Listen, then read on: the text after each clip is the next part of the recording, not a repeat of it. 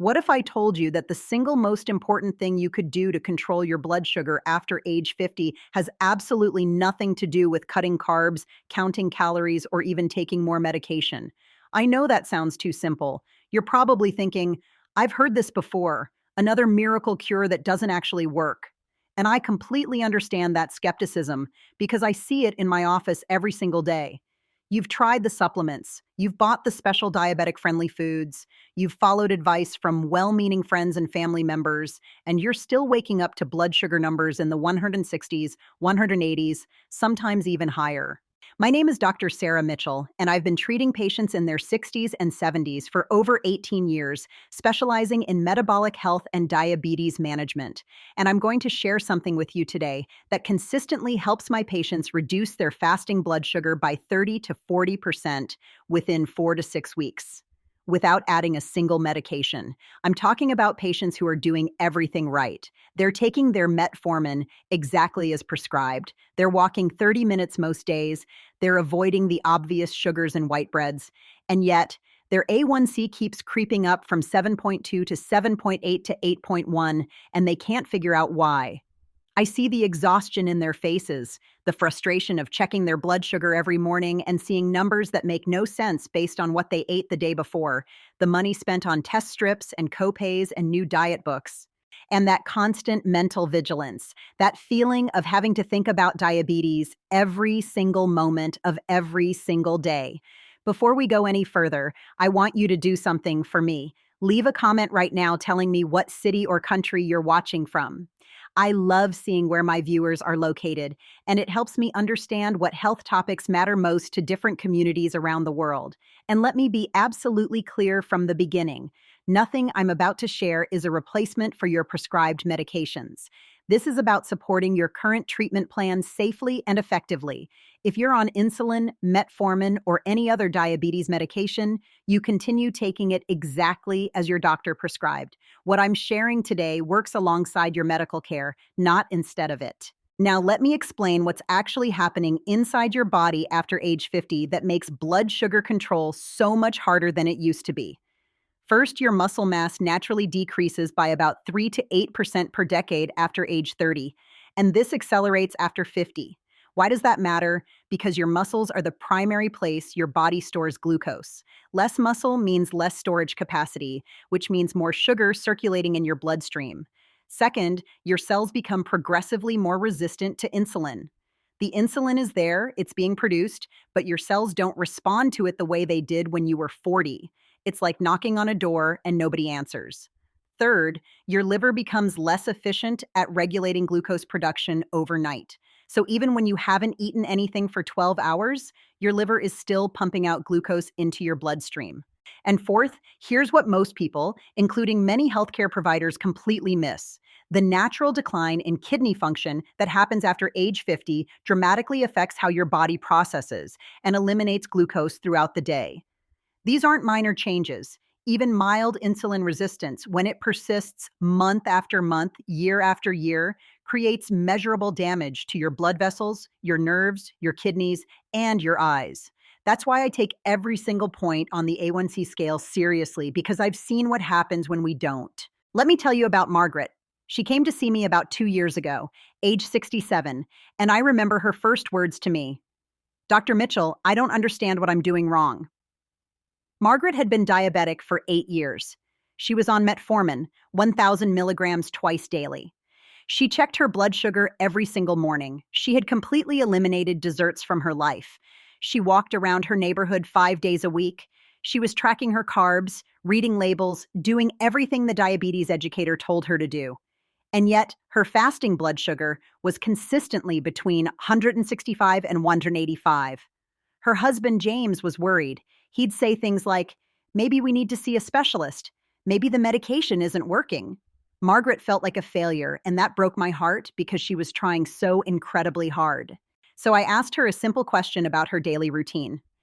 Margaret, walk me through yesterday from the moment you woke up until breakfast. She said, well, I woke up around 6:30, checked my blood sugar, it was 178, which frustrated me. Then I got dressed, made coffee, and didn't eat breakfast until around 9 because I wasn't hungry. I asked, What did you drink between waking up and breakfast? She looked at me like it was an odd question. Just my coffee. 2 cups, black, no sugar. That was the aha moment. Margaret was going nearly 3 hours every single morning in a completely dehydrated state, and then drinking 2 cups of coffee, which is a diuretic, making the dehydration even worse. When you're dehydrated, your blood becomes more concentrated. The glucose in your blood becomes more concentrated. Your kidneys can't filter and eliminate glucose effectively. And your liver, sensing stress from the dehydration, actually releases more glucose into your bloodstream as an emergency energy source. I gave Margaret 3 specific strategic changes, and I want you to hear how precise these were. First, before even getting out of bed, drink 16 ounces of room temperature water. Not cold water, room temperature, about 68 to 72 degrees. Keep the water bottle on her nightstand. Second, wait 20 minutes, then have her coffee if she wanted it. Third, drink another 12 ounces of water before breakfast, which should happen within 90 minutes of waking. That's it. 3 changes, all related to one thing: hydration timing. 2 weeks later, Margaret called me. I could hear the difference in her voice before she even told me the numbers. Dr. Mitchell, I'm averaging 142 in the mornings. I thought you were a little crazy, doctor, talking about water temperature and timing, but it worked. After 1 month, her fasting blood sugar averaged 136. After 6 weeks, we were consistently seeing numbers in the 125 to 132 range. Her A1C, which had been 7.9, dropped to 7.2, all from strategic hydration.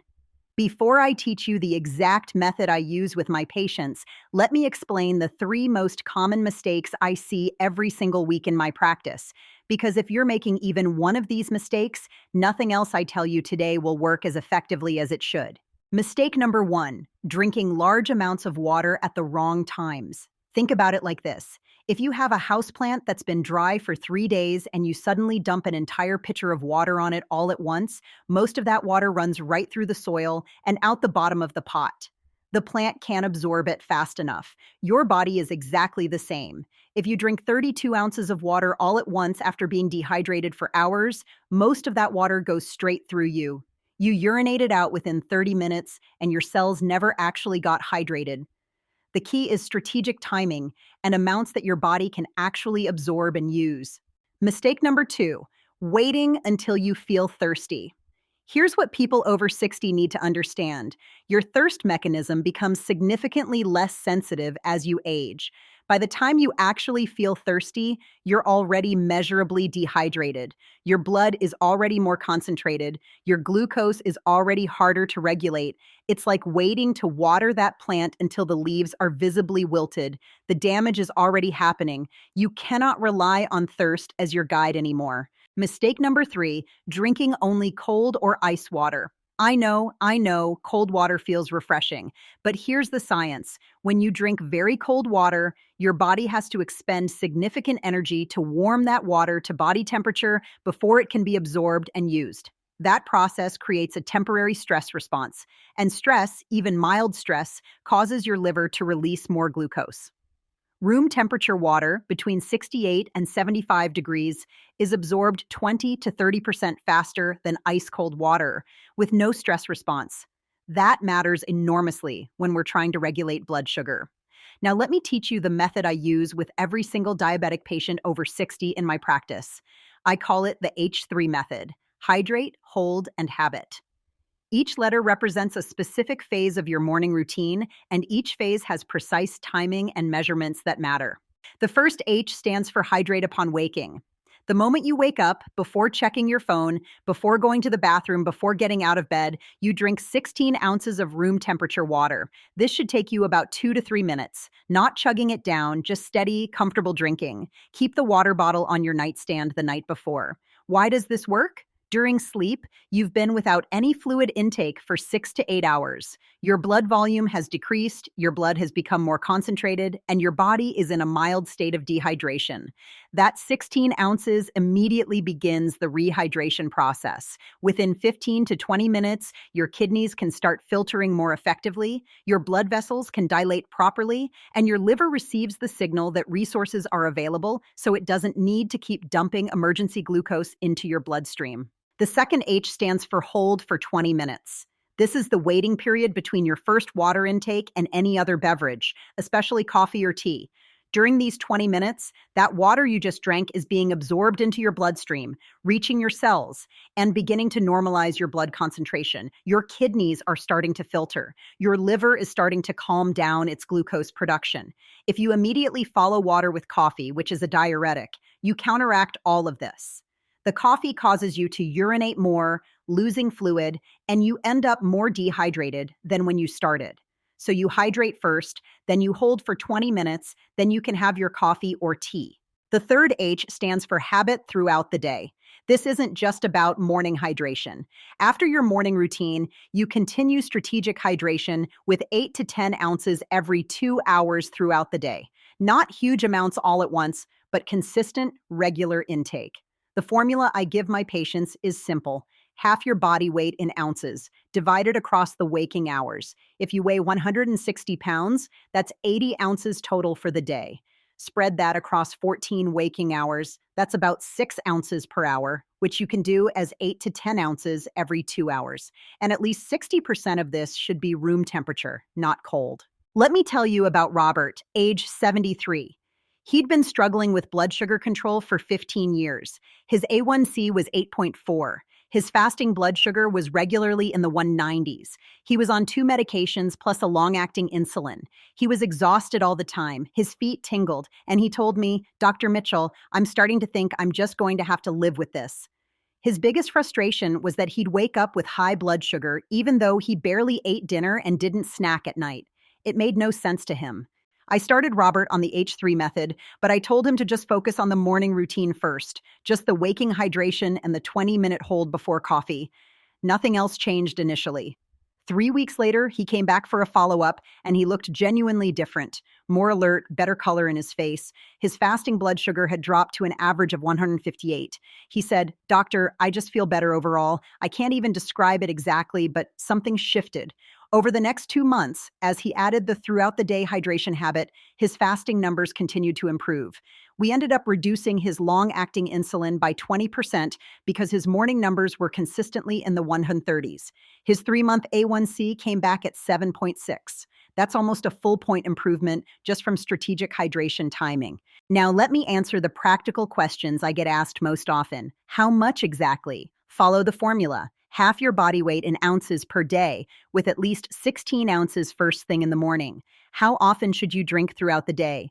Every 2 hours, roughly 8 to 10 ounces. What temperature? Room temperature for at least 60% of your daily intake, which means 68 to 75 degrees. A practical tip: fill your water bottles the night before and leave them at room temperature. One on your nightstand, one on your kitchen counter, one wherever you spend most of your day. Here's what to expect timeline-wise. Week 1, you'll probably urinate more frequently as your body adjusts. This is normal. You're reversing chronic dehydration, and your body needs to recalibrate. By week 2, your morning blood sugar numbers should start showing improvement. Most of my patients see a 15 to 25-point drop by the end of week 2. Weeks 3 and 4, you should see more consistent numbers, less variability from day to day. And long term, after 6 to 8 weeks of consistent practice, most patients tell me, "Doctor, I just feel better overall. My energy is more stable. I'm not getting those afternoon crashes. My numbers make sense now."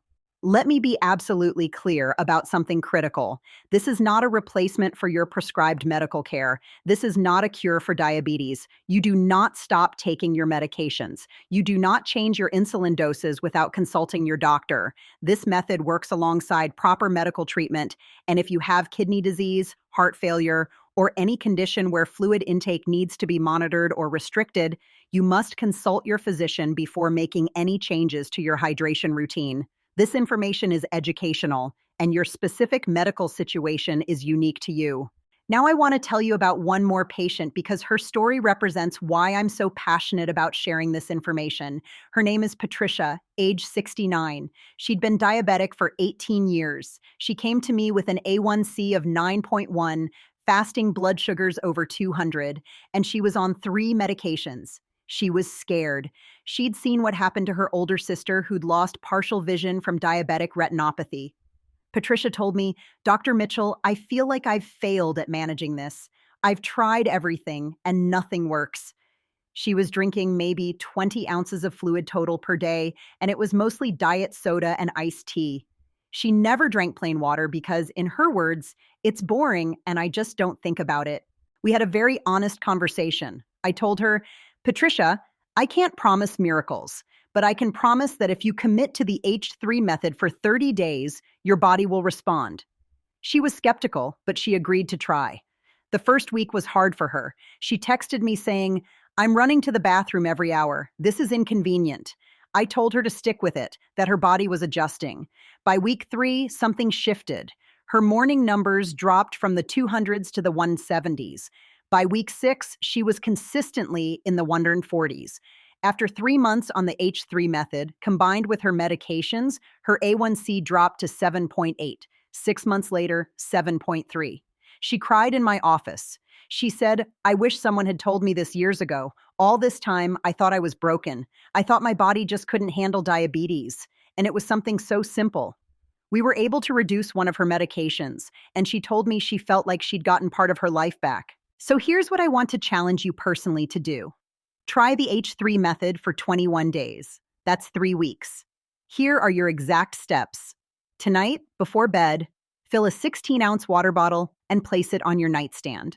Tomorrow morning, before anything else, drink all 16 ounces at room temperature. Set a timer for 20 minutes. After 20 minutes, have your coffee or tea if you want it. Then, throughout the day, drink 8 to 10 ounces of water every 2 hours. Track your fasting blood sugar every morning and write it down. After 21 days, compare your numbers from the first week to the 3rd week. I want you to come back to this video and leave a comment telling me your results. Tell me your starting fasting number and your ending average. If you made it all the way to the end of this video, type H3 commitment in the comments so I know you're ready to try this. And tell me, what's your biggest struggle with managing your blood sugar? Is it the morning numbers? The afternoon spikes? The unpredictability? Let me know, because your feedback helps me create content that addresses your specific challenges. If someone in your family is dealing with diabetes or prediabetes, share this video with them. Sometimes the simplest changes make the biggest difference, and this is information that can genuinely help. Make sure you subscribe to this channel and turn on the notification bell so you don't miss future videos where I break down other strategic, science-based approaches to managing blood sugar, blood pressure, and metabolic health after 60. Small strategic changes, done consistently, create genuinely measurable results over time. You don't have to accept high blood sugar as an inevitable part of aging. You have more control than you realize, and sometimes that control comes from the simplest, most overlooked habits.